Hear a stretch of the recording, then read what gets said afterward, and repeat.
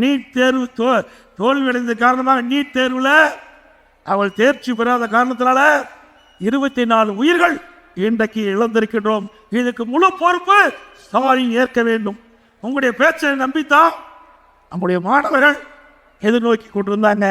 ஆகா, திரு ஸ்டாலின் முதலமைச்சர் ஆகிட்டார், தேர்தல் நேரத்தில் வாக்குறுதி கொடுத்துட்டார், ஆட்சிக்கு வந்தவுடன் நீட் தேர்வு ரத்து, முதல் கையில் தென்று அப்படின்னு எதிர்பார்த்த மாணவர்களுக்கு ஏமாற்றம் தான் மிச்சம். 24 உயிர்கள் இழந்ததற்கு காரணம் இன்றைய முதலமைச்சர் ஸ்டாலின் அவர்கள். அது மட்டும் இல்லை, ஒரு கூட்டத்தில் பேசுகிறார் உதயநிதி ஸ்டாலின், நீட் தேர்வு ரத்து செய்வதற்கு ரகசியம் இருக்குன்னு சொன்னார். இப்போ துணை முதலமைச்சர் ஆயிட்டார், இன்னும் ரகசியம் வெளியிடவே இல்லை. எப்படி மக்களை ஏமாற்றுறாங்க பாருங்க, அப்பனும் மகனும். ஏமாந்துடாதீங்க. அது மட்டும் இல்லை, அண்மையில் நடந்த சட்டமன்ற நிகழ்ச்சியில் ஸ்டாலின் எழுந்து பேசுகிறார்.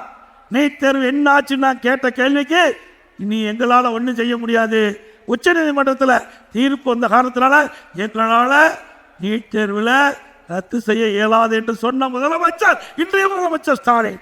அப்படின்னா எதுக்கு பொய் பேசுறீங்க? எதுக்கு பொய்யான வாக்குறுதி நாட்டு மக்களுக்கு கொடுத்தீங்க?